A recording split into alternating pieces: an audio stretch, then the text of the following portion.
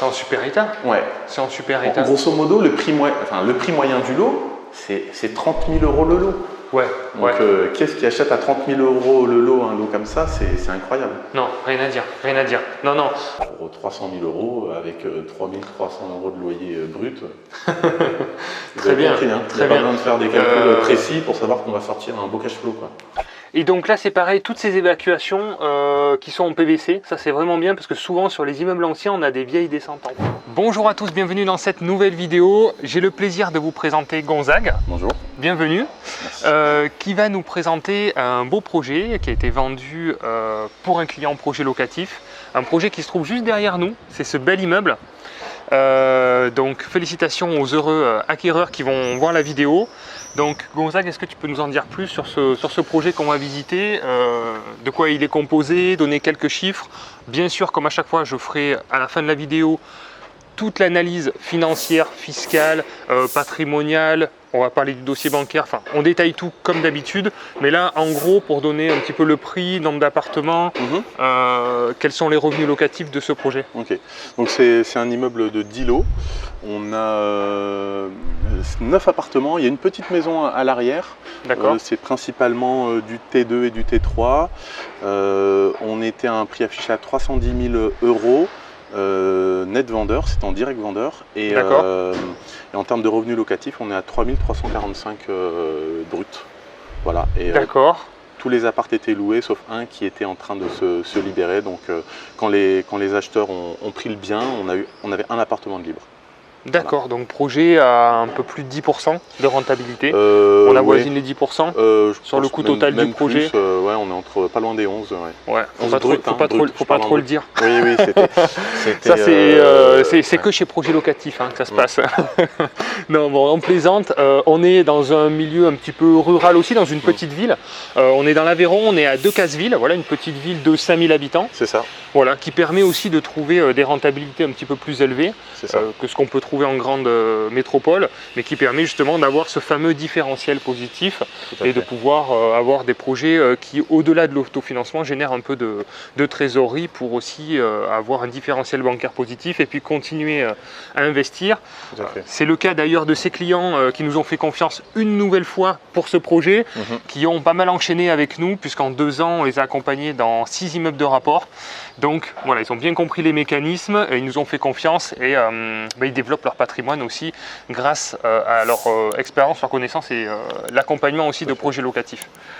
Donc ok, bon, on va visiter, tu vas nous montrer un petit peu voilà, ce projet en détail, on va regarder les chiffres et puis on va sur le terrain, comme on aime, il fait beau en plus là, donc c'est hyper agréable. Excellent. Merci à toi de nous accompagner dans cette nouvelle vidéo. Allez, c'est parti.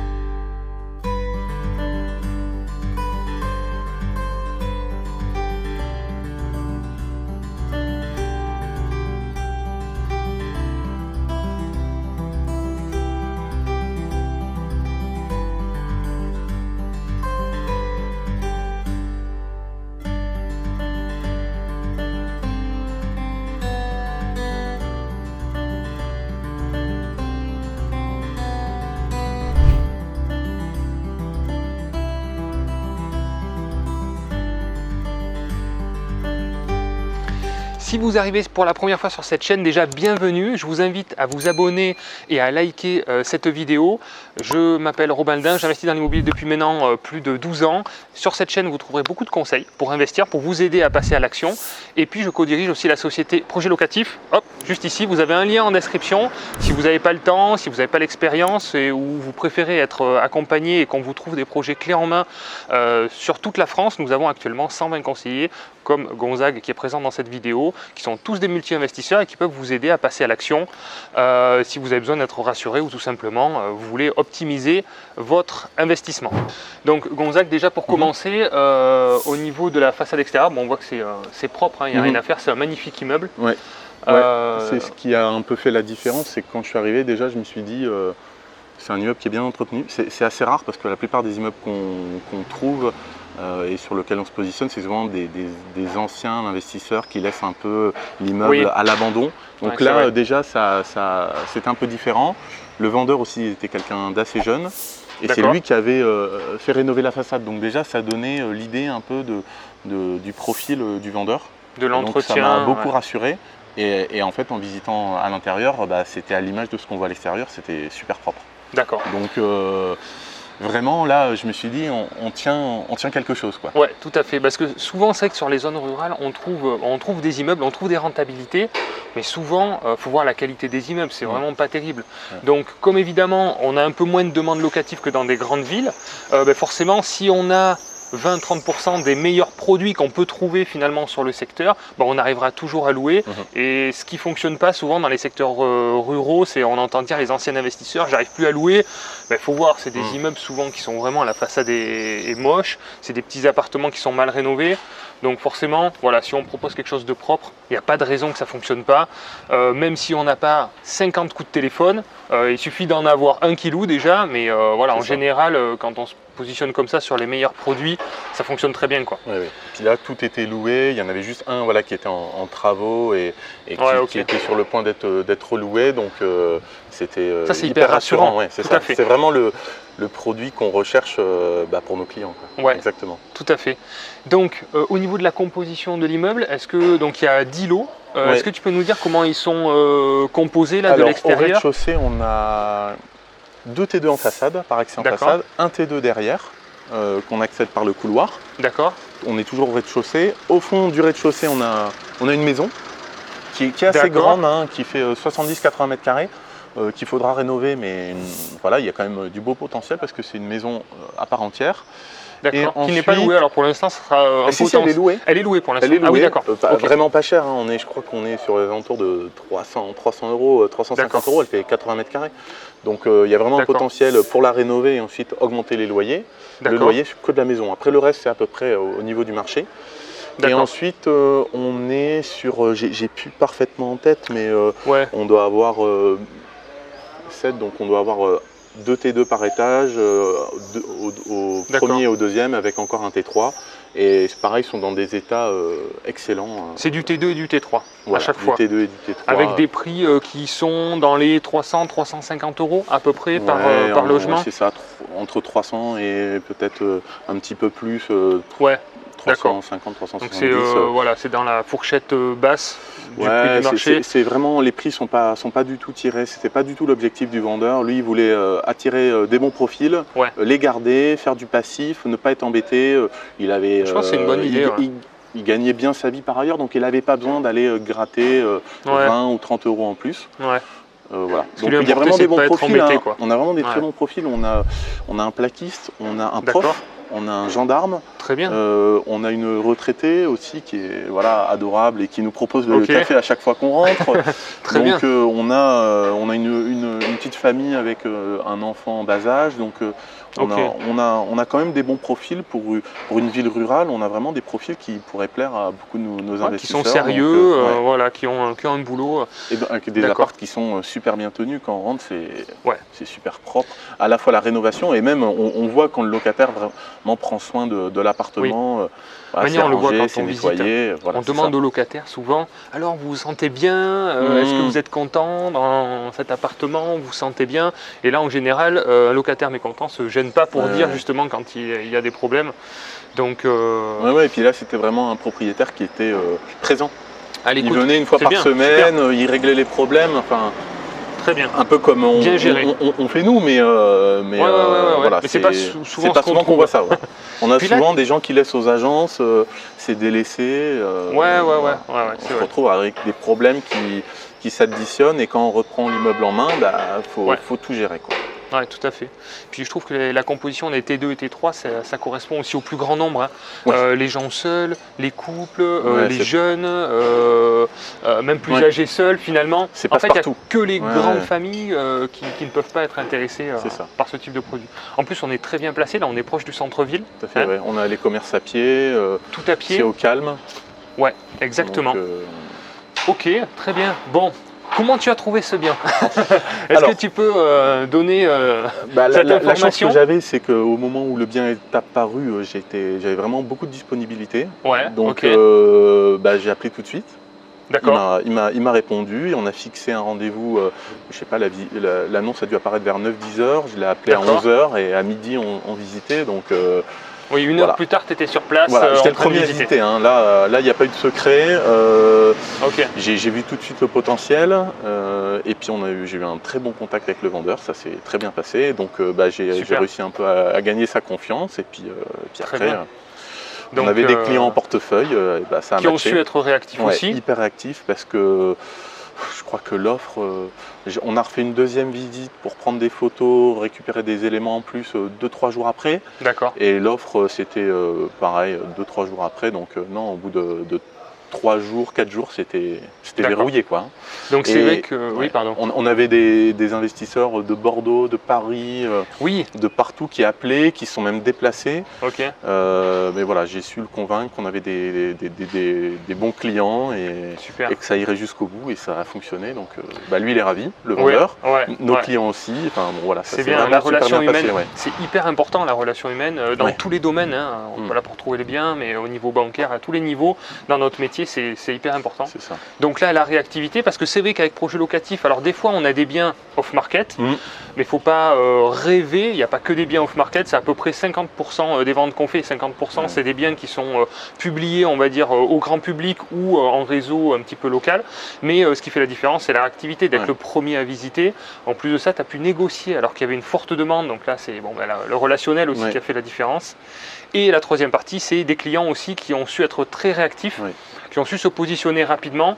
Alors on a pas mal de clients comme ça qui se positionnent à distance, à peu près 30% des demandes qui sont des demandes toute France.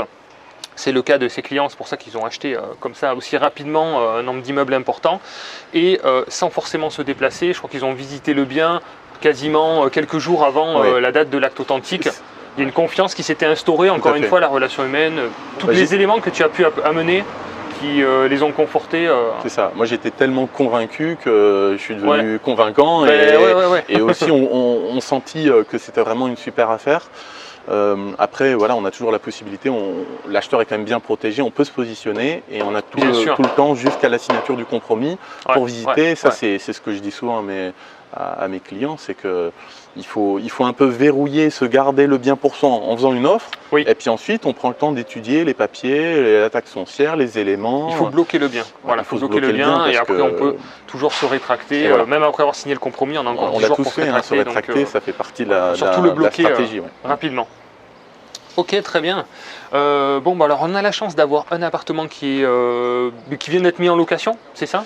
On a un appartement les travaux sont terminés, mais on est en train de rechercher des locataires. Donc les acheteurs sont en train de rechercher des locataires, donc on peut visiter, il est libre, voilà. Parfait. Bon, allez, on va dedans. C'est parti, on rentre. Impeccable.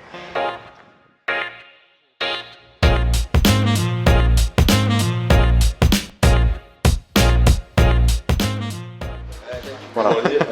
Donc, en plus, ici, dire. Donc petit coup de téléphone de Gonzague, priorité à la banque, hein, toujours, on comprend, c'est normal. Donc là, on est dans les communs, très bien. Donc il avait fait rénover. Quand je suis venu ici, ce qui m'a surpris, c'est que en fait, c'était ouvert. D'accord. Et donc je me suis dit, c'est quand même pas terrible. Au final, c'est un signe que ici c'est tranquille. Il n'y a pas il y a personne qui est venu dégrader, squatter. c'est tranquille. La petite ville est vraiment tranquille en fait. C'est vrai que c'est pas hyper dynamique, c'est clair, mais par contre, il n'y a pas de délinquance. Donc ça déjà c'est un super signe. Voilà. Donc là, il avait fait changer la porte aussi. Il faut qu'il change le canon. Voilà. Donc là, on est dans les communs, donc toujours la partie technique à regarder. Ça se trouve ici, c'est ça? Oui, c'est ça. Ici, on a les compteurs. D'accord, compteur électrique. Chaque appartement. Donc et là, on en a aussi de l'autre côté pour compléter, pour faire 10 plus 1. D'accord, ok. Donc il y a 9 appartements et la maison. Et la maison qu'on a au fond. Ça fait 10 lots. Voilà. C'est ça. Et donc là, il y a les 5 compteurs. C'est pas mal. Bon, ben ça bosse. Hein. Donc on a 10 compteurs électriques. Le chauffage est électrique. Chauffage électrique dans chaque appartement. Donc pas de compteur gaz. Non, et en plus les appartements sont sortis, je crois qu'il n'y a que du D et un E. D'accord. Donc au final, c'est plutôt vachement bien. Des bons résultats pour du chauffage électrique. Il avait fait tout réisoler, mettre du double vitrage. Il a pu faire des travaux dans tous les appartements, donc ils ressortent super bien. Donc c'est royal. C'est une bonne nouvelle. Très bien. Maintenant, c'est quelque chose qu'on regarde beaucoup et ça fait partie des critères dans lesquels parfois on se rétracte si on sort vraiment une mauvaise note, ou alors il faut trouver des solutions pour rénover ou renégocier le prix. C'est une bonne chose ça. Quand on fait les travaux, maintenant il faut isoler les murs, faut l'anticiper évidemment. On va y venir, même si je suis persuadé que les délais imposés par le gouvernement pour les obligations de loyer en termes de dépenses énergétiques ne peuvent pas être respectés. À terme, sur le long terme, je suis sûr que ça sera appliqué et on va y venir petit à petit. Si on nous laisse le temps et qu'on nous donne les moyens, ça c'est quelque chose qu'il faudra faire et mettre en place. Et donc les compteurs d'eau, tu me disais, donc c'est des divisionnaires qui sont dans les appartements. Dans chaque appartement. Voilà, donc là, c'est-à-dire que le bien est géré dans une agence, une fois par an, il y aura des prorata qui seront faits, il y a l'eau qui est comprise dans les charges, et après il y a une régularisation qui se fait une fois par an. Lui, il s'embêtait pas, il faisait un forfait 20 €. On attaque par celui-là C'est le vide. C'est le vide, c'est parti.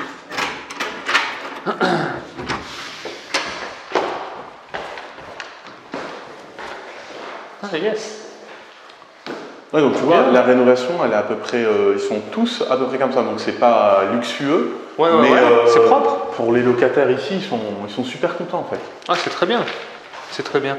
Et quand j'ai visité, tout était comme ça. Donc moi tout de suite ça a fait tilt, je dis la façade, les apparts comme ça. C'est en super état.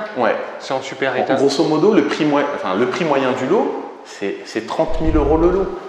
Donc qu'est-ce qui achète à 30 000 € le lot, un lot comme ça, c'est incroyable. Non, rien à dire. Non. Alors c'est sûr, on pourrait dire que ça pourrait être plus moderne, ça pourrait être ça, plus propre. Mais là, par rapport finalement au type de locataire visé, ça correspond bien. On a des loyers qui sont plutôt bas, donc on va avoir de la demande et ça va se louer vite. C'est l'idée. Le projet, il est... Très bien. Il est cohérent, c'est très cohérent en fait. Les volumes sont bien, il y a une belle hauteur sous plafond. Et donc ça c'est un T2, donc il y a une petite chambre. Je sais pas si on peut vraiment l'appeler T2 parce que la chambre ne peut pas faire la taille d'une chambre, mais voilà. Oui, d'accord, ça veut dire un T1 bis. Ça fait quand même un coin de nuit. Très bien. À l'écart, là il n'y a rien à faire. Donc là on voit tout est doublé. Vitrage. Tout est doublé, Fenêtre en PVC double vitrage. Bon, à la rigueur, les radiateurs pourraient changer. C'est vrai.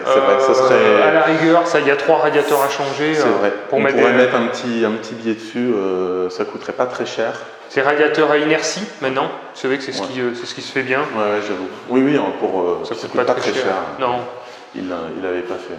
D'accord. Il y a le tableau, très bien, avec tous les disjoncteurs pour les mises en sécurité.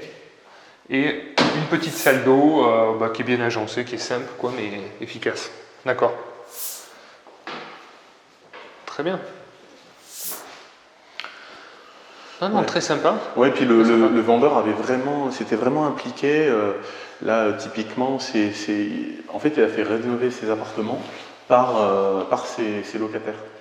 D'accord. En fait, c'était des locataires artisans. Il s'arrangeait avec eux pour des loyers en moins ou des petits billets en plus et il achetait les matériaux et il a fait rénover comme ça ses appartements petit à petit. C'était quelqu'un de... C'est pas bête. Avec peut-être un échange de gratuité de loyer sur quelques mois. Et tout le monde y trouvait son compte et on se retrouve avec un immeuble qui est bien tenu. Qui est propre, si on a des locataires qui sont des entrepreneurs, du bâtiment, c'est vrai que ça vaut le coup. Après, il faut faire attention avec les locataires. Là, faut pas laisser les matériaux, s'en aller pendant 2 mois. Faut y être régulièrement, contrôler, connaître. Mais il savait y faire. Voilà. D'accord. C'est pas mal. Non, on voit que ça a été bien entretenu. D'ailleurs, la preuve, tout est plein. Tous les appartements sont pleins. Et celui-ci vient d'être mis en location et va être loué rapidement. Donc, Après, du coup, les clients, eux, achètent sous le statut de la SCI, c'est ça, en impôt société? Non, nom propre. Ah, ils font tout ok. comme toi. D'accord. Ils font tout en nom propre. Je pense que ça fait plus partie de leur stratégie de financement. Ils se sont rendus compte qu'en nom propre, c'était plus facile. Donc eux, ils règlent un peu tous les critères pour être le plus finançable possible, et c'est en nom propre.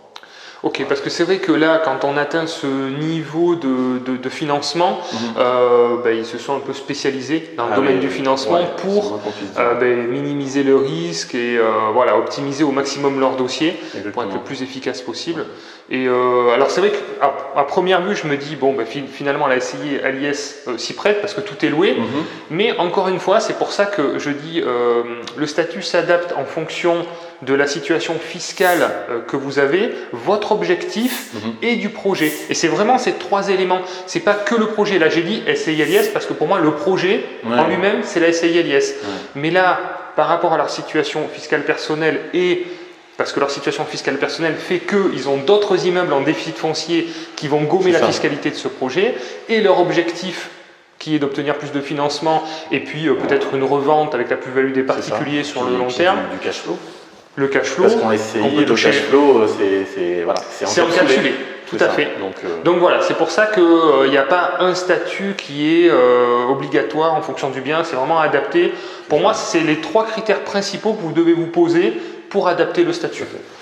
Donc, ok, nom propre, très bien. Donc, là, ils ont eu un financement. Nom propre, sur 20 ans, ils ont tout emprunté, même une petite enveloppe de précaution.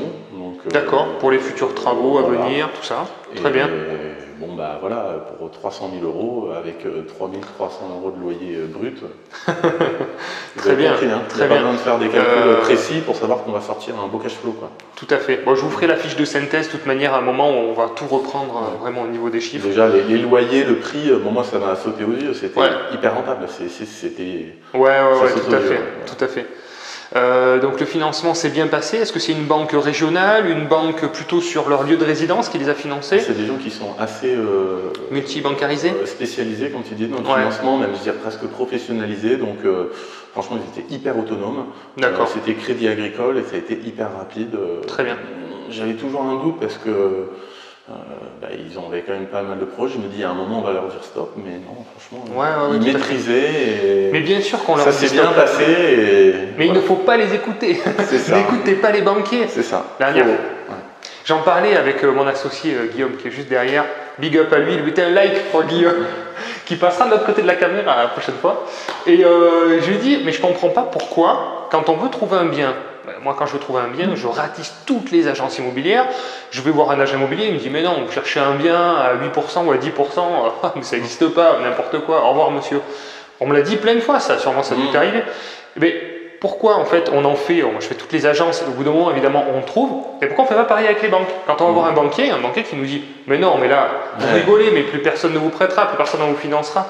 Et pourquoi on ne fait pas finalement toutes les banques de la ville, comment on fait pour trouver un bien immobilier exactement sur le même principe? C'est pas parce qu'on nous dit un non que c'est la vérité officielle. Et voilà, donc je pars de ce principe-là, je ne comprends pas pourquoi on ne fait pas autant de banques que autant d'agences immobilières quand on trouve un bien en fait. Ça me paraît maintenant avec le recul normal, et moi j'ai eu plein de refus bancaires et j'ai eu plein de oui en fait. Et c'est vrai que si j'avais écouté les refus bancaires, on s'arrêterait vite. Sûr, ça c'est sûr. Donc c'est jamais agréable, mais il faut persévérer. Tout à fait. Voilà, la preuve là, voilà. Pour les clients, 6 immeubles en 2 ans. Voilà. Ils ont eu des noms. Ils se sont appuyés. Bien sûr. Ce qu'ils m'ont expliqué, c'est qu'ils se sont appuyés sur ces noms pour récupérer tout ce qui bloquait et adapter leur situation pour lever les objections une à une des banquiers. Très et bien. maintenant, ils ont un dossier qui est parfait. Ils ont ce que les banques veulent et ça leur permet d'enchaîner de manière assez incroyable. Donc, très bien. Ils ont été très bons. On peut le dire. Mais à ce niveau-là, après on se professionnalise, mais de toute manière, des barrières, ils vont rencontrer aussi. Et voilà, il y a toujours des solutions. Voilà. À partir du moment où on croit en soi, on croit au projet, et je dis qu'on est motivé, qu'on est persévérant, on peut y arriver. Nous, on le voit d'ailleurs dans des clients projets locatifs, on a des clients qui ont des bonnes situations, qui disent, bon, ben, le financement va bien se passer, j'envoie mon dossier un peu comme ça à l'arrache à ma banque, c'est bon, j'ai une bonne situation, je suis cadre, je gagne bien ma vie, j'ai de l'épargne. Et là, refus bancaire. Et refus bancaire, pourquoi? Parce que la banque, elle a fait ses objectifs, parce que si, parce que ça, parce qu'ils ont un nouveau calcul de taux d'endettement qui fait que, voilà. Et le projet tombe à l'eau, alors que certains clients qui avaient des situations qui n'étaient pas forcément favorables au départ, grâce à leur motivation et à leur implication, obtiennent finalement plus d'acceptation, de financement que certains profils. Donc il n'y a pas que le profil, il y a surtout l'énergie et la motivation que vous mettez dans votre demande de financement. Là maintenant les difficultés bancaires c'est quasiment devenu la normalité quoi. Enfin, des objections, des refus, c'est devenu quasi systématique. Il faut forcément se préparer à envoyer plusieurs dossiers. Tout à fait. Ce serait pas logique de ne pas faire ça maintenant. C'est c'est vraiment le risque de perdre le projet. Si on n'envoie pas plusieurs dossiers, c'est vraiment le risque de perdre. Et n'écoutez pas certains banquiers qui vont vous dire non mais maintenant c'est fini, il y a le HCSF, le Haut Conseil de stabilité financière, qui nous oblige à respecter certaines normes et donc on ne peut plus vous prêter. Alors ça c'est la grande mode. Alors c'est vrai que certaines banques l'appliquent drastiquement et d'autres pas du tout. Et moi, j'ai 8 établissements bancaires aujourd'hui, mais c'est tout à fait disparate. Ça n'a rien à voir. Il y a une banque qui va me dire ça. Il y en a une autre qui va me dire, si vous achetez en SCI LIS, vous sortez du cadre, c'est en délégation en agence, je peux appuyer sur le bouton. Il y en a d'autres qui me disent, en fait, moi, pour que ce soit dans ma délégation, il faut juste que vous mettiez 10% d'apport, je peux appuyer sur le bouton. En fait, c'est très variable et en fonction des enseignes, mais surtout des agences, parce que chaque responsable d'établissement aussi pratique sa propre politique bancaire aussi. Donc voilà, c'est pas parce qu'une banque vous dit ça qu'il faut l'écouter. C'est ça. Ok, très bien. On va voir la partie arrière du coup du bâtiment. Avec plaisir. Allez.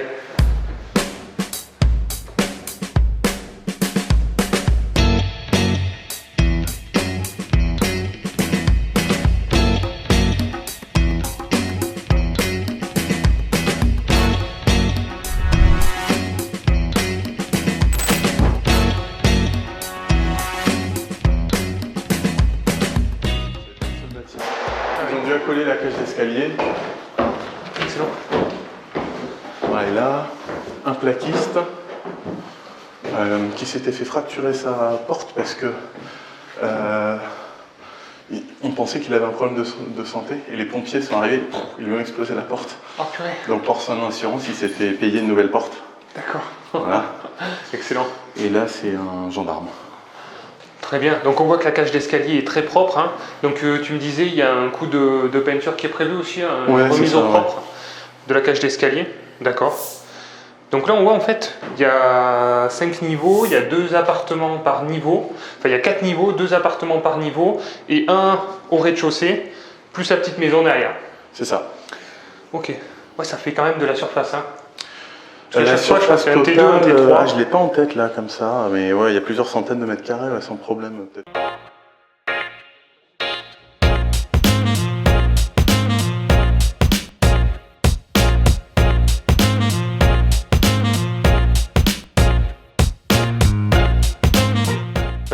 Un immeuble de 10 appartements pour 300 000 €, est-ce que vous préférez ça ou un petit appartement de 50 mètres carrés à Bordeaux? À vous de choisir.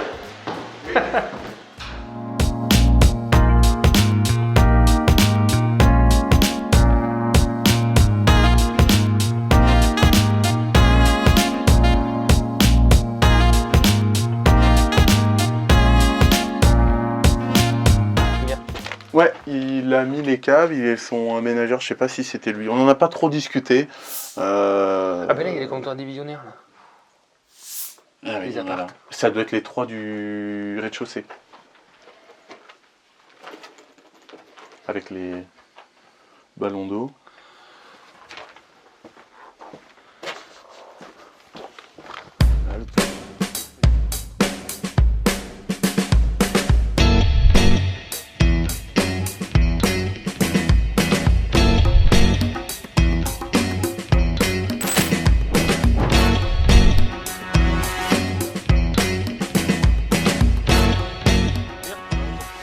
Donc là c'est pareil, c'est une partie qui est importante à regarder, les caves, entre autres toutes les parties bois comme ça pour voir, c'est comme la charpente, voir si le bois n'a pas été attaqué et grignoté par des petites bêtes xylophages, pardon. Ça se voit souvent quand le bois est piqué, quand ça fait de la poussière de bois, donc on voit si le bois s'effrite ou pas. Bon là on voit clairement que c'est en très bon état, il n'y a aucun problème, mais c'est important à regarder puisque des fois il faut changer certaines poutres. Alors c'est pas rédhibitoire, moi j'ai déjà vu des poutres changer, on s'en fait un monde, on a l'impression que c'est vraiment le gros chantier du siècle, mais pas forcément une poutre. Moi je sais que j'ai eu des devis entre 1500 et 2000 euros pour changer j'arrive pas à parler, pour changer des grosses poutres porteuses. Donc c'est à prendre en compte, mais sur un budget global, ça passe aussi très bien. Mais c'est bien en tout cas de vérifier tout ça. Même les termites, finalement, bon, c'est sûr que ça peut faire peur, mais il existe des traitements. Et moi, je me positionne aussi sur un immeuble où il y a des termites. Mais il y a des traitements en place depuis des années. Il faut faire venir régulièrement un spécialiste. Et c'est pas parce qu'il y a des termites que c'est forcément rédhibitoire. Dans certaines régions, il y en a quand même un peu partout. Il faut faire passer un spécialiste, encore une fois, et puis identifier avant qu'il soit trop tard, ou changer la poutre s'il y a besoin. Mais là, en l'occurrence, sur cet immeuble, il n'y avait pas de termites sur les diagnostics. Donc, d'accord. Et là, c'est pareil, on voit que... pas de présence détectée. Ouais, il n'y a pas d'isolation donc au niveau des planchers. Donc là, c'est pareil, c'est quelque chose que je conseille de faire aussi. Il y a toujours des aides qui existent aujourd'hui pour les combles et pour justement les caves. Donc en général, ça coûte à peu près 30% du prix. Moi, je travaille avec une entreprise qui s'appelle l'entreprise ISO Inter, qui est présente sur tout le territoire français. Bon, ils travaillent plutôt bien, donc voilà, il y a moindre coût. Donc tant que les aides existent, je pense que c'est quelque chose à faire pour éviter que l'humidité remonte, avoir une meilleure isolation, quoi. Ok, très bien. On continue ? Ouais. Et donc là c'est pareil, toutes ces évacuations qui sont en PVC, ça c'est vraiment bien parce que souvent sur les immeubles anciens on a des vieilles descentes en fonte qui peuvent poser problème à terme puisque ça fait des fuites, et pour ressouder, pour raccommoder du PVC avec du coup de la fonte, c'est très compliqué. Donc là on voit que toutes les descentes ont été changées, donc ça c'est un gros point positif parce que souvent on rénove l'immeuble mais il laisse ces vieilles descentes en fonte qu'il faut enlever à plus ou moins long terme, et du coup on est obligé de tout casser pour repasser les descentes, c'est assez galère à faire. Donc ça c'est pareil, ça peut paraître un détail mais c'est un point très positif.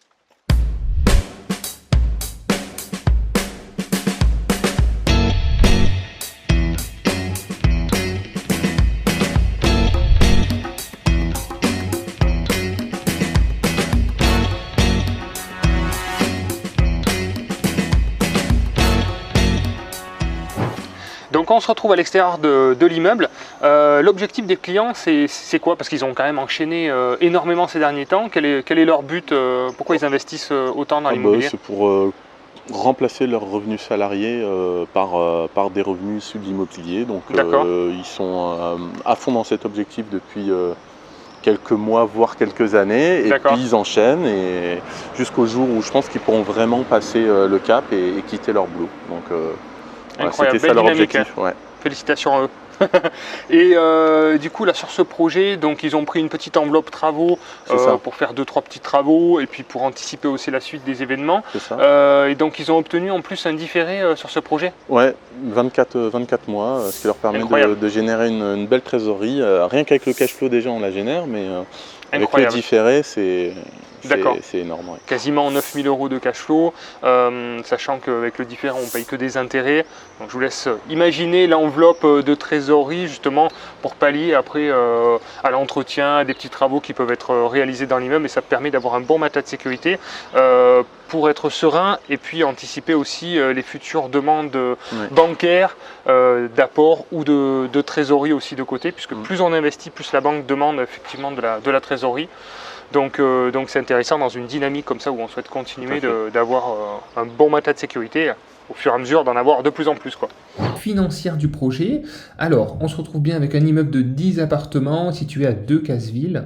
Le montant d'acquisition est bien de 300 000 euros. Les frais notaires sont de 24 000 euros. Alors, les travaux n'apparaissent pas ici puisque les clients ont souhaité débloquer une enveloppe travaux supplémentaire pour justement bénéficier en partie du différé et puis avoir une enveloppe de sécurité. Pour ça qu'elle n'apparaît pas ici, mais on peut laisser imaginer une petite somme supplémentaire tampon de sécurité. Les honoraires projets locatifs qui sont de 24 800 euros, ce qui fait un total à financer de quasiment 350 000 euros. On voit qu'il y en a un petit peu plus, là ils ont emprunté 360 000 euros. Les clients ont réussi à faire un financement total avec une durée donc, de 24 mois, plus un différé, comme expliqué dans la vidéo, ce qui leur fait des mensualités de 1 700 euros par mois. La totalité des revenus locatifs représente 3 145 euros mensuels, ce qui nous fait un total de 37 740 euros annuels. Alors, sur la partie charge, on a la taxe foncière qui est à 4 300 euros, pas de copropriété, une assurance propriétaire non occupant de 1 200 euros, une gestion en agence de 2 650 euros, et bien sûr le plus gros, c'est le crédit immobilier. On a un total de 28 000 euros de charges et donc quasiment, pas 10 000, mais 9 000 euros de cash flow annuel, ce qui est excellent pour ce type de bien et cette qualité de prestation. Ok, très bien. Merci pour cette présentation. Je pense qu'il faut souligner aussi que donc on a vraiment un projet avec une très belle renta, un très gros cash flow. Et donc derrière, il y a quand même une ville un peu moins dynamique. Il faut bien avoir conscience. Bien sûr. De telles rentabilités, c'est exceptionnel, mais il faut accepter d'aller investir à Decazeville. Donc je suis d'accord. Il faut en avoir conscience. Je suis d'accord, ouais, tout à fait. Moi c'est pareil, j'investis, j'ai un mélange entre ville moyenne où j'ai des équilibres financiers à 7% et j'en suis très content. J'ai même acheté un petit peu en cash flow négatif, 1 500 euros de cash flow négatif, mais je capitalise dans le temps, c'est vraiment ce qui m'intéresse aussi. Et aussi, j'ai, pour compenser, des investissements plus dynamiques qui demandent un peu plus d'énergie, un peu plus de turnover. Donc voilà, on dit tout sur cette chaîne. C'est pas l'idée de dire c'est beau, c'est magnifique, les chiffres sont top. Il y a aussi une réalité. Il y aura un peu plus de turnover. Il y aura peut-être 1 ou 2 mois de vacances locatives. Il y a des locataires qui sont aussi financés par les APL. Donc c'est aussi ça, cette réalité. On a aussi des locataires qui sont autonomes, mais on a de tout. Et voilà, on a des profils qui peuvent paraître sur le papier un peu moins attirants en termes de locataires. C'est ça la réalité aussi de ces cash flows et de ces rentabilités. C'est bien de le préciser, tout à fait. Ok, j'espère que cette vidéo vous a plu. Merci Gonzague pour ta participation et la présentation de ce beau projet. Félicitations aux heureux acquéreurs qui, à mon avis, nous allons revoir incessamment sous peu parce qu'ils sont partis dans cette dynamique-là. Merci pour leur confiance aussi également. Merci d'avoir regardé la vidéo. Écoutez, si vous avez des questions, quoi que ce soit, n'hésitez pas en commentaire, on y répondra avec plaisir. Surtout, pensez à vous, passez à l'action parce que les taux sont en train de remonter, il y a de l'inflation qui est en train d'arriver aussi. Et si vous ne voulez pas vous faire grignoter votre pouvoir d'achat et vos économies, investissez dans l'immobilier parce que pour moi, c'est un des meilleurs vecteurs de conservation de valeur de patrimoine et d'épargne. On a les prix qui continuent d'évoluer et de suivre la courbe d'inflation. Des loyers qui sont en train aussi d'augmenter avec l'indice de référence des loyers qui au dernier trimestre est monté à 2,5% d'augmentation. Voilà, franchement pour moi, c'est top, puis en fait on peut partir de zéro et voilà. Bon, vous connaissez la musique, je ne vais pas vous faire le sketch. Bonne journée à tous, pensez à vous, investissez, ciao. Salut.